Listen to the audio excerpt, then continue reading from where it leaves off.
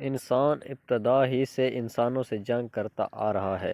اسے پتہ نہیں کیا خطرہ ہے کہ دوسرے انسان اس کے لیے خطرے کا باعث ہیں۔ جنگ کرنے کے لیے انسان ابتدا ہی سے مختلف طریقے استعمال کرتا آ رہا ہے۔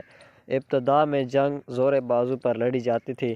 جس میں زور زیادہ ہوتا تھا وہ جیت جاتا تھا اور جس میں زور کم ہوتا تھا وہ ہار جاتا تھا۔ بعد ازاں مختلف جدید طریقے استعمال کیے گئے اور جدید ترین ہتھیار بنائے گئے جو جنگ کے لیے استعمال ہوتے رہے۔ مثال کے طور پر پہلے جنگ تیروں اور تلواروں سے بھی لڑی جاتی تھی۔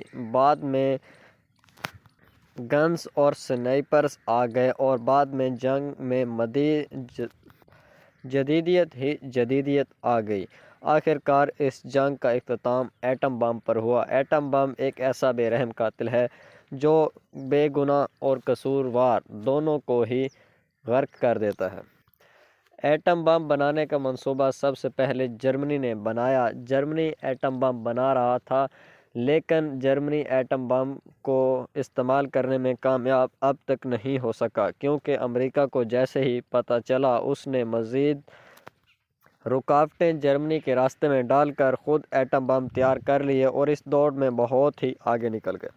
ایٹم بم کا استعمال بھی سب سے پہلے امریکہ نے کیا۔ اس نے جاپان کے 2 شہروں ہیروشیما اور ناگاساکی پر 2 ایٹم بم گرائے جس نے ان شہروں کو مکمل طور پر ملیہ میٹ کر دیا اور اس میں موجود تمام حیات کو بالکل تہس نہس کر دیا۔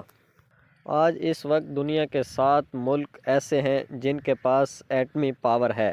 پہلے نمبر پر روس آتا ہے، دوسرے نمبر پر امریکہ، تیسرے نمبر پر فرانس، چوتھے نمبر پر برطانیہ، 5ویں نمبر پر ہندوستان اور 7ویں نمبر پر پاکستان کا نام آتا ہے۔ پاکستان اور ہندوستان کے درمیان بھی لڑائی کی سب سے بڑی وجہ کشمیر ہے اور یہ اپنے دفاع کے لیے مزید جدید ہتھیار بناتے جا رہے ہیں اور ہتھیار اور ڈیفنس پر بہت ہی زیادہ پیسہ خرچ کرتے جا رہے ہیں جبکہ ان کی مالی حالت قدرے ابتر ہے۔ اگر انڈین نیوکلیئر پروگرام کی بات کی جائے تو انڈیا نے اپنا نیوکلیئر پروگرام 1967 میں شروع کیا جبکہ انڈیا کو انگریزوں سے آزادی 1947 میں ملی اور پاکستان کو بھی انگریزوں سے آزادی 1947 میں ملی۔ انڈیا کے نیوکلیئر پروگرام کا ہیڈ ڈاکٹر عبدالکلام تھا۔ ڈاکٹر عبدالکلام ایک بہت ہی محنتی اور ذہین سائنسدان تھا۔ آخر کار 1974 میں انڈیا نے پوکھران کے صحرا میں 5 ایٹمی دھماکے کر کے اپنا نام دنیا کے 6 ایٹمی ملک کے طور پر لکھوا لیا۔ اس کے بعد انڈیا نے اپنے ایٹمی پروگرام کو مزید جلا بخشنے کے لیے اس میں بہت ساری انویسٹمنٹس کی اور آج انڈیا ایک بہترین ایٹمی پاور ملک بن چکا ہے۔ انڈیا کے پاس بہت سارے میزائل ہیں جن میں بہت ساری کیٹیگریز ہیں جن میں شارٹ رینجز، لانگ رینجز اور بہت ہی زیادہ فاسٹ اور ایکیوریٹ میزائلز ہیں۔ انڈیا کے پاس قریباً 150 ایٹمی میزائل ہیں جن میں زیادہ تر لانگ رینج کے میزائل ہیں۔ انڈیا کا سب سے بڑا لانگ رینج میزائل اگنی 5 ہے جس کی رینج 5000 کلومیٹر اسکوائر سے لے کر 5500 کلومیٹر اسکوائر تک ہے۔ انڈیا کے مشہور میزائل اگنی، پرتھوی، پوکھران وغیرہ ہیں۔ ان میزائلوں کی وجہ سے انڈیا پر حملہ کرنا بہت ہی مشکل ہے اور دنیا کے بڑے بڑے ملک بھی انڈیا پر حملہ کرنے سے کتراتے ہیں جیسے کہ امریکہ اور فرانس وغیرہ۔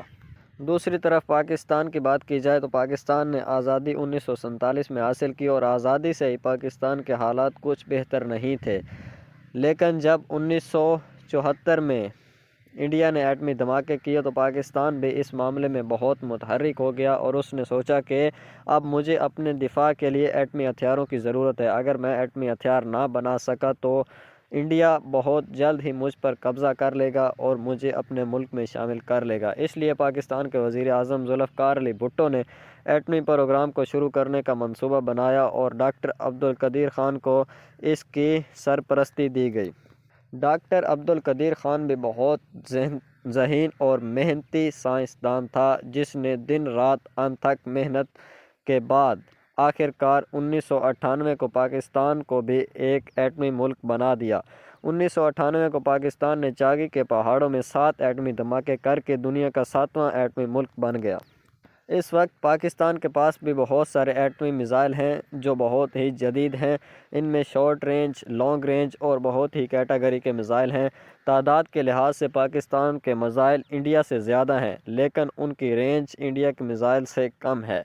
لیکن انڈیا اور پاکستان دونوں کے پاس جو میزائل ہیں ان دونوں کے لیے کافی ہیں۔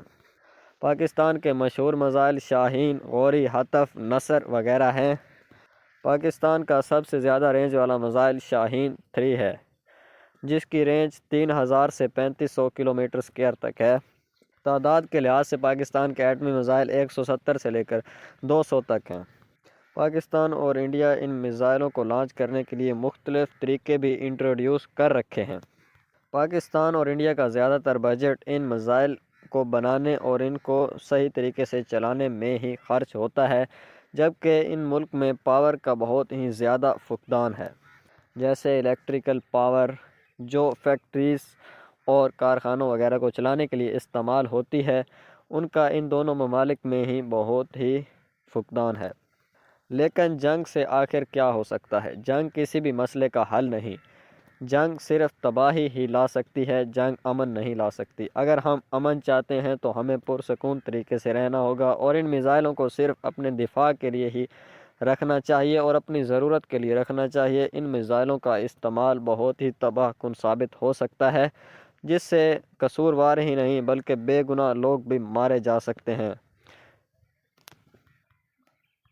ان دونوں ملکوں کے درمیان غربت کی وجہ ہی دشمنی ہے۔ اگر آپ جنگ کے حق میں نہیں ہیں تو چینل کو سبسکرائب کرتے جائیں تاکہ ان دونوں ممالک کے درمیان دوستی ہو۔ اللہ کرے تمام لوگ ان چیزوں کے شر سے بچے رہیں۔ آمین۔